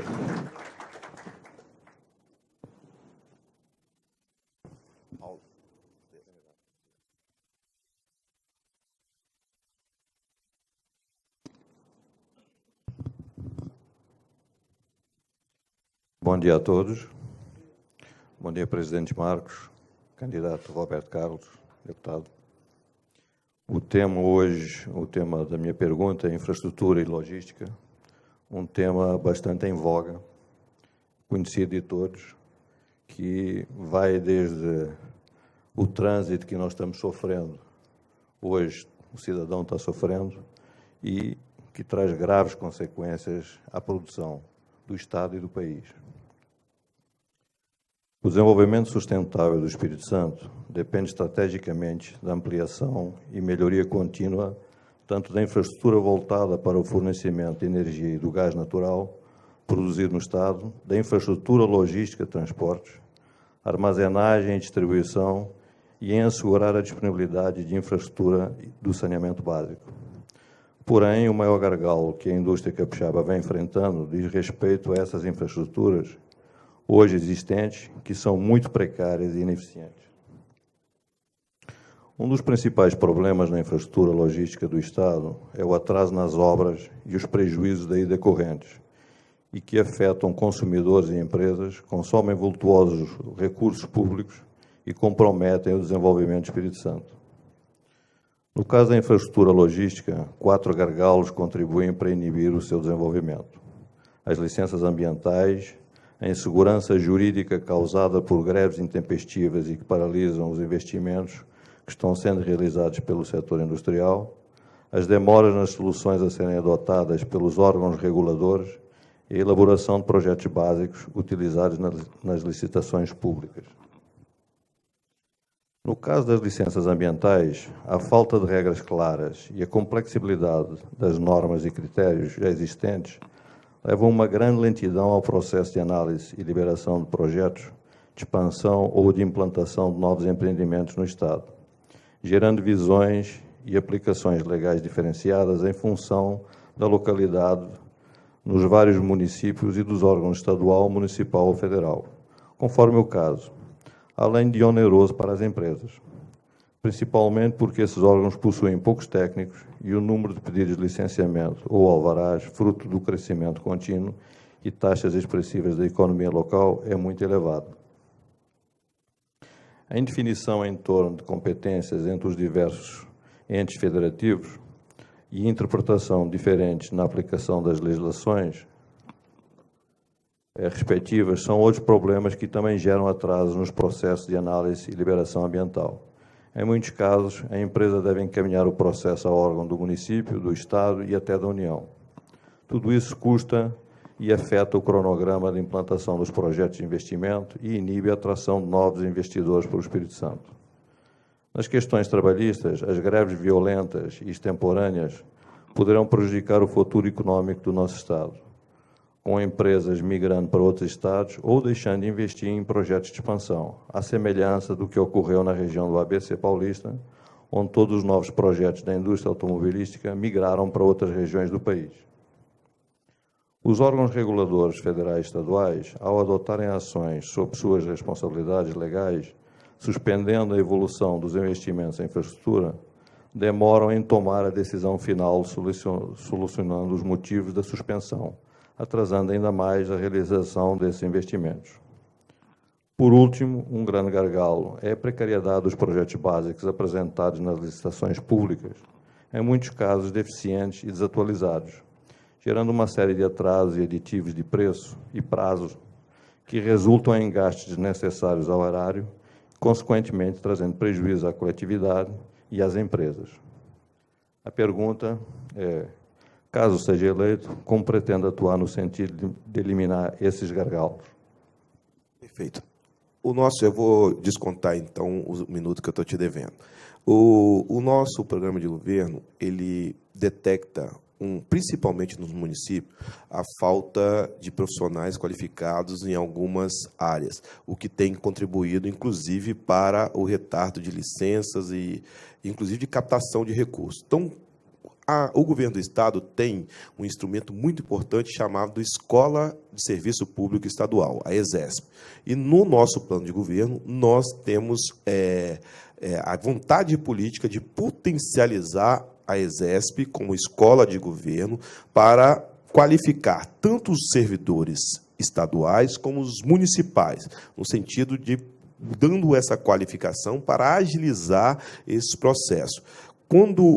E a pergunta ela vem com uma introdução boa, e é importante a gente remeter um pouco à introdução da pergunta, tem algumas coisas aqui no Espírito Santo que a gente precisa dar um freio, não é no Espírito Santo, é no Brasil, a gente precisa dar um freio e fazer uma discussão transparente e aberta. Falar de um exemplo de um licenciamento que foi dado para a instalação de granéis líquidos lá em Atalaia, no Paú, por parte da empresa Liquiport, o órgão municipal, o órgão estadual deram a licença, instalaram os tanques, a comunidade, a 10, 12 metros de moradores, de moradias, a população se rebelou, eu fui chamado, fiz uma audiência pública, conversei com o setor, com a empresa, veio um diretor da Odebrecht do Rio de Janeiro para conversar comigo. Você controla a comunidade? Eu falei, não controlo a comunidade, não. Eu sou um representante da população capixaba na Assembleia Legislativa e gostaria de conversar com todo mundo para entender. Aí o nosso advogado jurídico, nós nos debruçamos. O que aconteceu? Infelizmente, e ele reconheceu, houve, por vias tortuosas, uma licença concedida de forma irregular. E está lá o empreendimento de 60 milhões de reais que vai ter que ser desativado. O Ministério Público já pediu para desativar. Aí, o que eu constatei, e num diálogo respeitoso com o Ministério Público, houve, no mínimo, para ser bem intencionado e muito educado, vista grossa. Então, eu tenho certeza que a legislação ela existe, no Brasil é emaranhado, e às vezes as legislações, em alguns casos até contraditórias, ela existe, ela tem que ser cumprida, o governo, seja ele estadual, municipal e federal, eles têm que estar preparado para a celeridade. Eu vi as imagens e acompanhei como que o Japão se recuperou daquele tsunami. Em menos de 3 meses já estava tudo reconstruído. Por quê? Porque lá não tem a 8666. Né, que infelizmente, as coisas no Brasil, ela parece assim, claro, no Brasil parte do princípio que todo mundo é ladrão. Né? A legislação parte do princípio, não tem, é até contraditório, por isso que eu falo, é a presunção da inocência, mas a legislação parte do princípio que todo mundo é desonesto. Então, por isso que nós temos emaranhado de regulamentação, principalmente na 866, que as coisas não andam. Ora, meu Deus, 8 anos de paralisação, já que a pergunta é sobre logística, 8 anos de paralisação de uma obra que é o aeroporto. Então, quem foi preso? Se tem sobrepreço, se tem corrupção, quem foi preso nesses 8 anos? O Ministério Público Federal denunciou quem? Então, são coisas assim, são dilemas kafkianos que a gente tem, que as coisas não funcionam. Como você vai num país sério e fala, lá no Espírito Santo, em Vitória, tem um aeroporto que está há 8 anos parado, a obra está há 8 anos parada. Vai num país sério para falar isso. Eles vão falar assim, isso não existe, mas existe. Então, a nossa legislação ela tem que ser racional e os nossos servidores públicos, em alguns casos, vou citar para fechar a sua pergunta, a Receita Federal. Ponto. É que os órgãos de controle, os órgãos ambientais, funcionem como a Receita Federal. Por que a Receita Federal é tão eficiente? Porque ela é o coração da administração pública. E todos os órgãos têm que funcionar com profissionais capacitados, bem remunerados, enxuto, mas, sobretudo, com celeridade, que em alguns lugares não tem celeridade. Eu agradeço ao deputado. Eu gostaria de convidar, para finalizar, o vice-presidente institucional da Findes, Áureo Viana Mamberi, para formular questões sobre interiorização do desenvolvimento.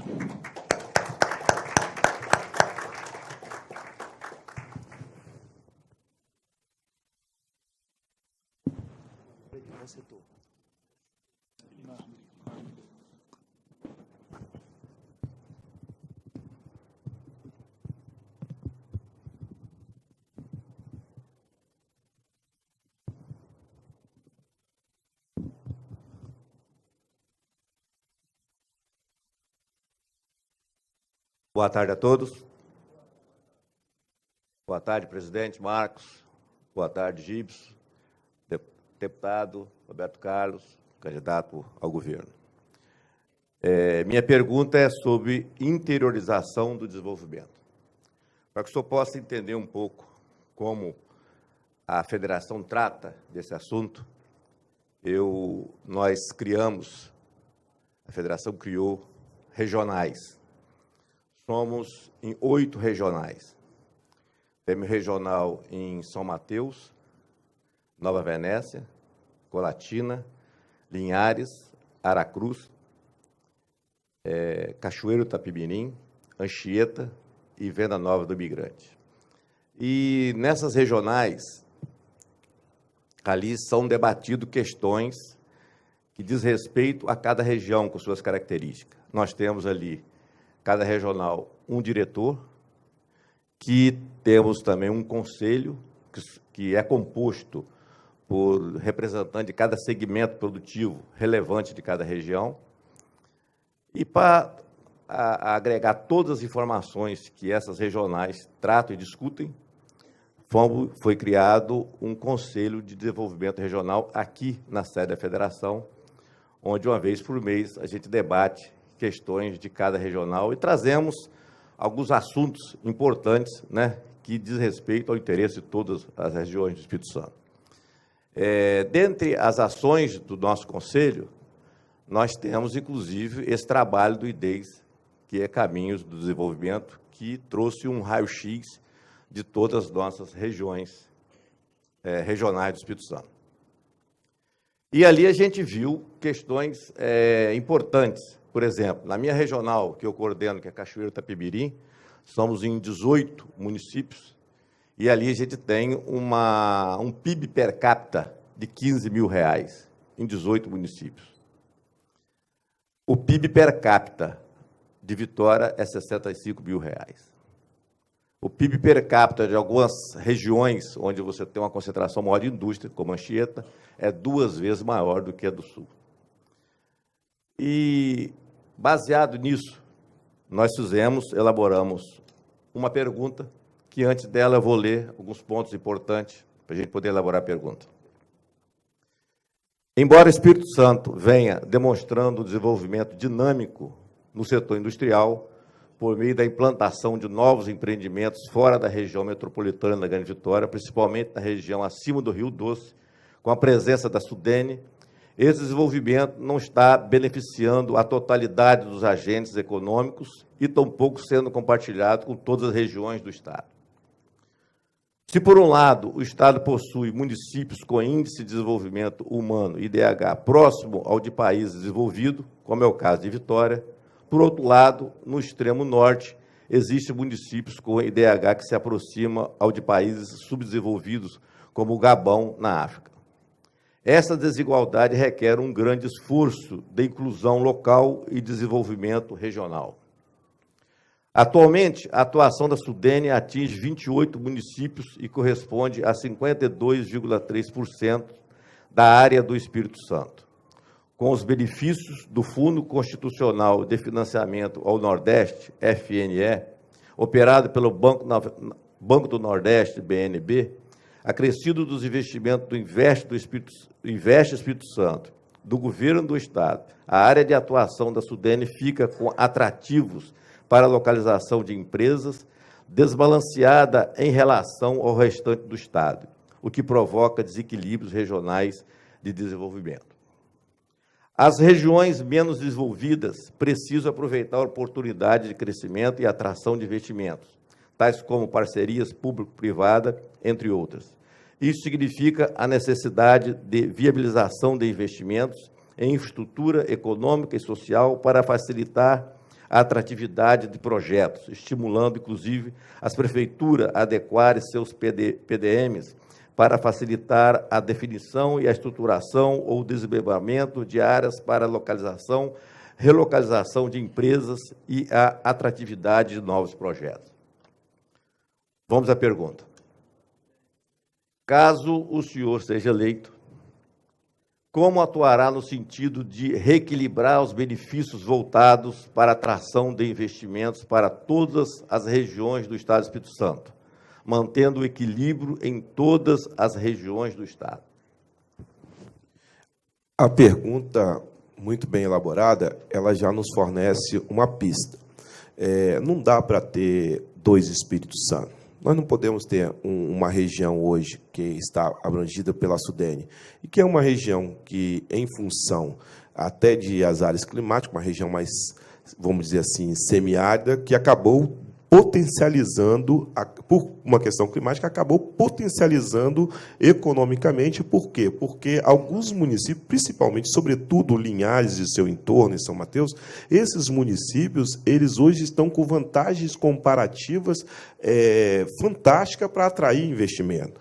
Nós sabemos que o setor produtivo, vocês melhor do que eu, sabem que, na hora que vai localizar uma indústria, ele leva em consideração uma série de fatores, né? Mão de obra qualificada, incentivos fiscais, uma série de fatores. Então, hoje, o Espírito Santo tem um desequilíbrio. Esse desequilíbrio, eu concordo, e já está no preâmbulo da pergunta, chama-se essa área segregada da Sudene. Nós temos que fazer uma intermediação junto com o governo federal para que o Espírito Santo entre na sua totalidade na área da Sudene.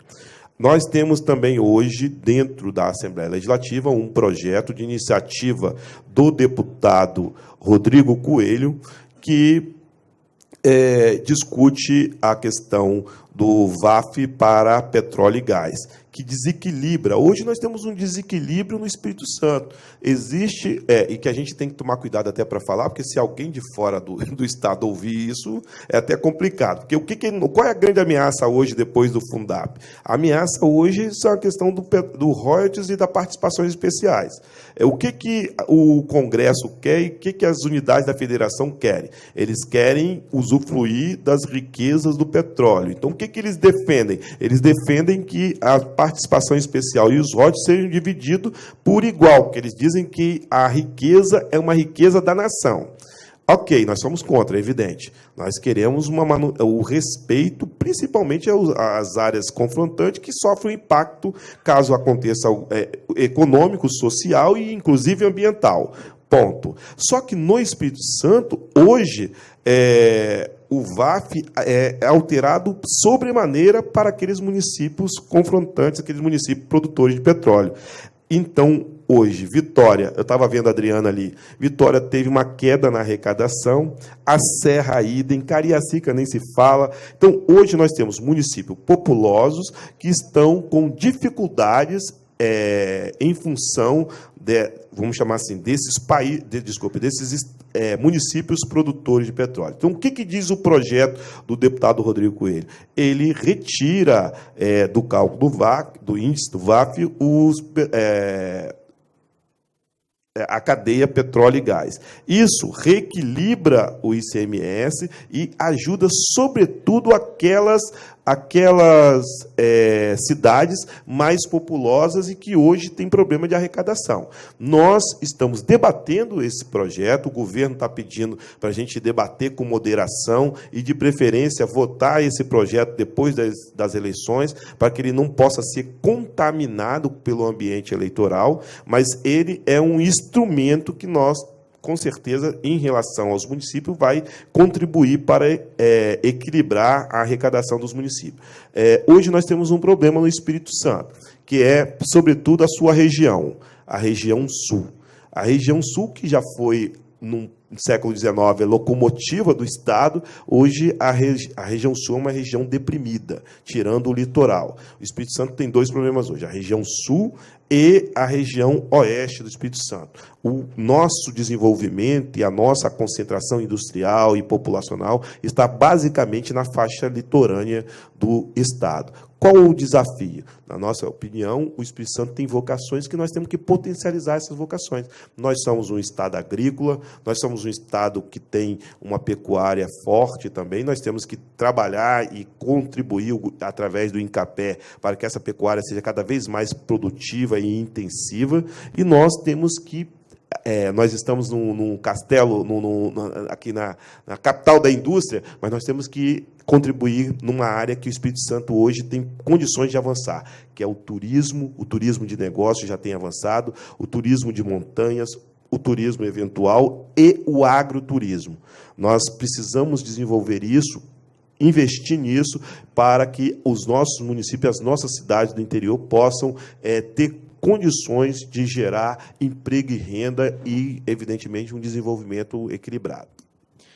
Bom, eu gostaria de agradecer ao deputado concluímos essa parte, um bloco em relação às questões que foram colocadas pelos nossos colegas, registrar que, para nossa satisfação, existe um consenso das ideias do deputado com essa casa no sentido de temas muito importantes, educação, desenvolvimento, equalização do desenvolvimento no Estado, reforma tributária, e vários, quer dizer, as nossas dúvidas sempre pairam sobre a operacionalização desses conceitos, né?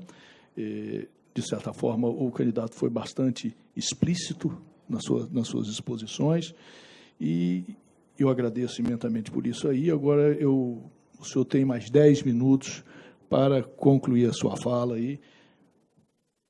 Ok, não vou usar os 10 minutos, vou usar 5 minutos. Primeiro, para agradecer a todos vocês, a presença de vocês, agradecer aos conselheiros e as perguntas formuladas, agradecer, Gibson, a Findes, por proporcionar esse debate com os candidatos que têm representação no Congresso. Importante, nós estamos participando de diversos debates em igrejas, sindicatos. Hoje nós temos um debate com os candidatos a governador lá em São Pedro, na Igreja Católica, todos já confirmaram presença. Amanhã, 11h30, nós vamos ter um debate na TV Tribuna. Então, nós estamos num processo de consolidação da nossa democracia brasileira. Ontem nós lançamos nosso plano de governo com a presença do economista Márcio Postman. Márcio Postman lembrava que o Brasil ele tem uma experiência democrática frágil. E nós estamos vivenciando um dos períodos mais longos de eleições regulares, democráticas, livres e das eleições presidenciais para governador. Ele lembrava que até o século XIX, nós tínhamos, até meados do século XX, nós tínhamos a democracia, mas nem todos votavam. O voto do analfabeto veio já no século XX, né, já com a Constituinte. Então, hoje nós temos uma das maiores democracias do Ocidente.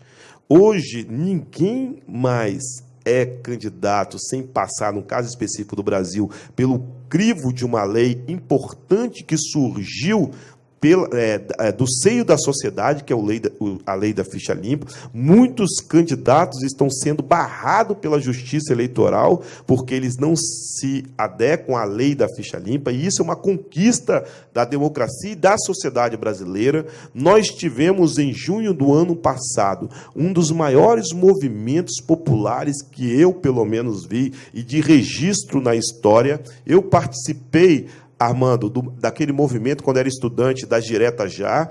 O Direta Já botou 60 mil pessoas na Praça 8, e aquele movimento, e foi chamado pelo governador, foi chamado pelos partidos, pelo sindicato, tinha a presença de artistas, de políticos nacionais, e aquele movimento de junho, que não foi chamado por partido, não foi chamado por sindicato, não teve apoio de político, foi chamado nas redes sociais, ele botou mais de 100 mil pessoas nas ruas de Vitória. Então, isso demonstra nitidamente que a sociedade brasileira ela está se apropriando da democracia. A sociedade brasileira quer participar, ela quer transparência, ela quer redução, né, dos índices de corrupção no país, em todos os níveis, em todas as esferas. Eu quero aqui registrar, e ontem falava na Escola Primeiro Mundo com os alunos, dizia para eles o seguinte: parece que quando a gente liga a televisão, o mundo vai acabar, o Brasil vai acabar amanhã. Não vai acabar amanhã. Nós estamos avançando, temos muitos gargalos, mas alguns deles estão sendo tratados. Hoje, o Brasil tem uma das leis mais modernas, que é a Lei de Acesso à Informação. Hoje, a Polícia Federal ela foi reestruturada nos últimos anos e ela está trabalhando independente se é governo A, B, C ou D, e isso é importante para a democracia. Hoje, os agentes públicos eles estão temendo na hora de dar uma assinatura. Eu conversei recentemente com um político que já foi prefeito na minha cidade, ele disse o seguinte: hoje, ser ordenador público, ser ordenador de despesa no setor público, o cara tem que ter uma veia de doido.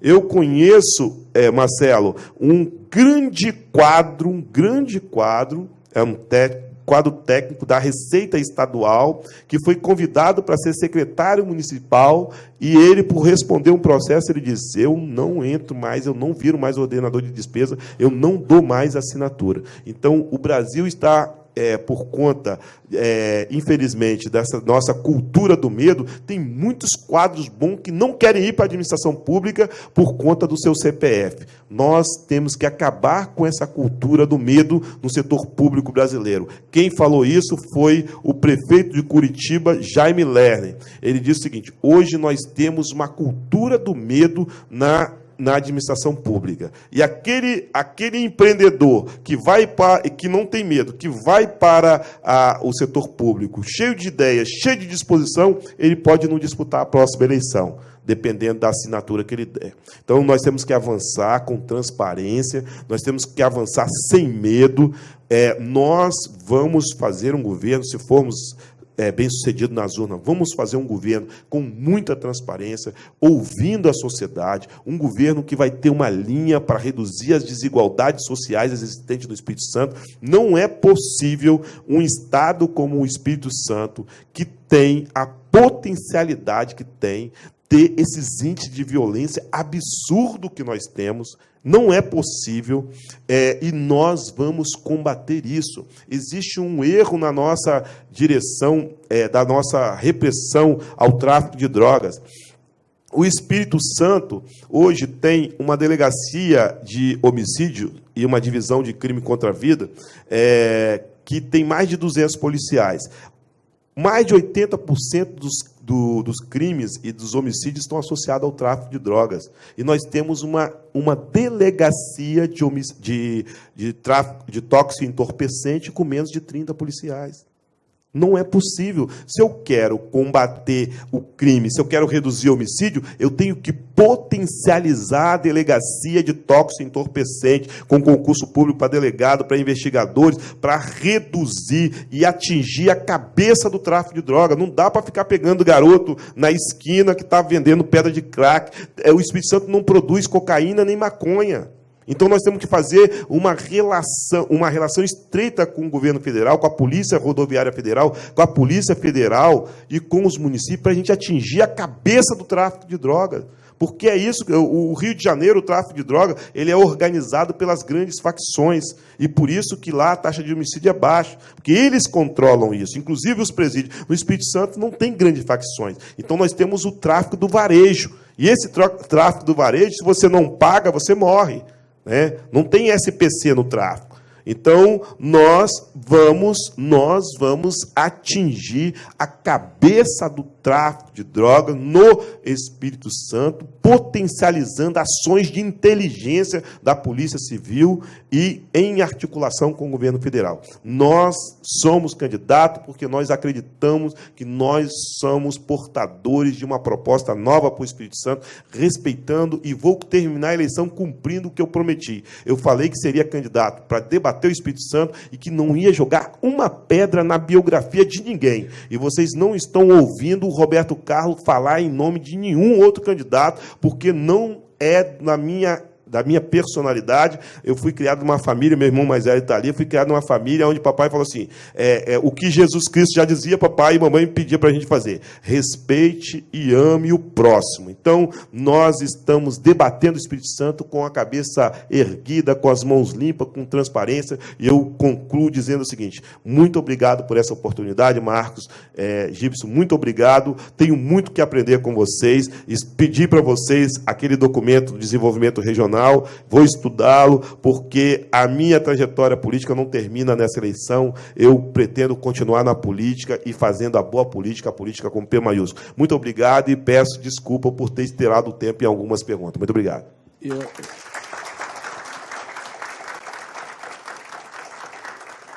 Eu agradeço ao candidato, parabenizo pela ilustre apresentação e convido o presidente Marcos Guerra, da Federação das Indústrias, para que finalize esse painel.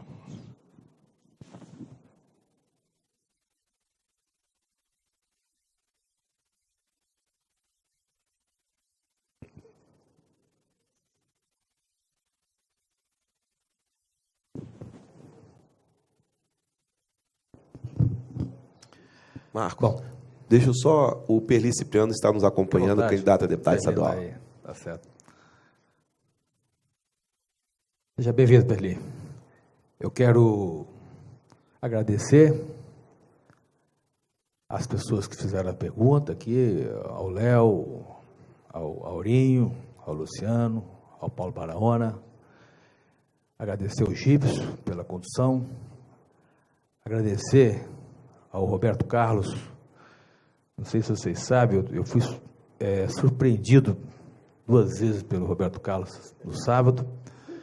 Eu estava fazendo a minha feira lá em Colatina, aí veio um tumulto de gente assim, vem Roberto Carlos puxando um grupo de pessoas, né? Ele vai a Colatina, Perli, não pede licença a mim não, sabe? Ele tem que falar, pô. Brincadeira, mas seja bem-vindo. Gostei da sua fala no final, não porque você tem pessoas que trabalham aqui no sistema com a gente, mas eu sempre tive uma admiração, um respeito muito grande por tua pessoa, tá certo?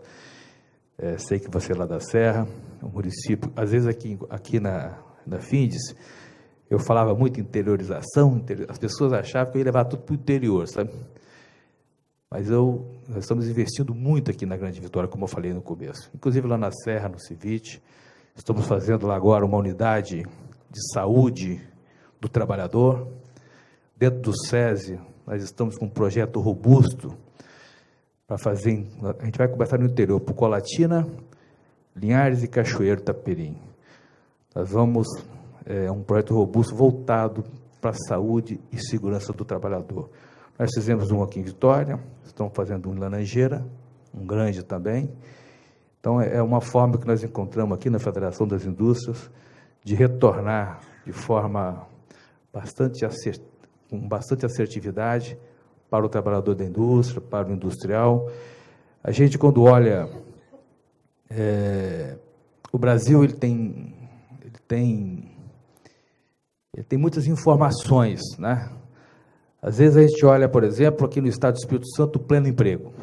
A gente olha o pleno emprego e a gente acha que a indústria está bem, que está todo mundo bem, entendeu? Mas muitas vezes as indústrias, Roberto Carlos, é lógico que você sabe disso, ela mantém o emprego porque ela não tem como buscar um outro profissional depois no mercado, a gente sabe das dificuldades, a gente sabe que fazer um bom profissional hoje, numa indústria principalmente, a gente leva 2 anos, a gente não consegue fazer um bom profissional com menos de 2 anos, entendeu? E se a gente pegar o CAGED também, a gente vai notar uma movimentação muito grande. Eu custei acreditar da movimentação do emprego no estado do Espírito Santo.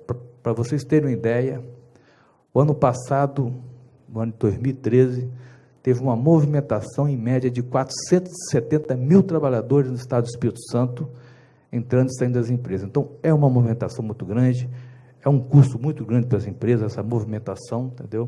A pessoa desemprega aqui, emprega ali. Então, a gente olha o pleno emprego, mas aqui nessa casa, eu, como tenho ouvido muito e provocado muito o industrial, a gente tem detectado aqui setores que realmente precisam de uma atenção muito especial. Não só do governo estadual, mas do governo federal, entendeu? Quanto ao governo federal, nós estamos preparando projeto estacional também, mas aqui no estado, realmente, a gente precisa realmente repensar alguns setores. Eu me recordo que em 2012, né, o que eu vou falar aqui, muitas vezes as pessoas pensam que isso possa ser ganho, possa ser muito bom, mas nós tivemos alguns acordos coletivos aqui no estado que realmente eles ultrapassaram a média a média de aumentos salariais do Brasil, o exemplo da construção civil, por exemplo. A construção civil, ela teve um aumento de salário de 14%, fora os ganhos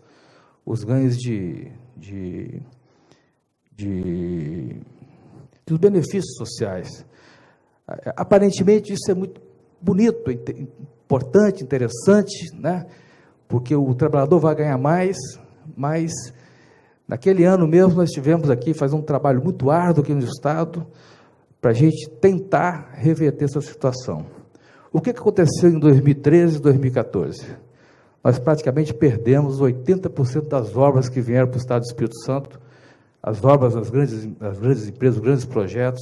A indústria do Espírito Santo ficou mais cara para trabalhar. Então, muitas vezes, não é só o aumento do salário, não é só o ganho de aumento de folha que vai tornar o Estado melhor. Então, aí nós temos que ter 2 pesos, 2 medidas, e essa casa realmente, principalmente você, é uma pessoa que pensa, uma pessoa que como eu disse aqui, você é uma pessoa realmente que tem um conhecimento vasto, não só da política, mas o que é certo e o que é errado. Então, eu quis fazer essa colocação aqui, não porque você é do PT, mas vou falar para outras pessoas também, entendeu?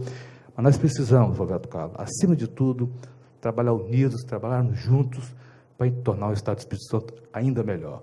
Muito obrigado, um grande abraço a todos vocês.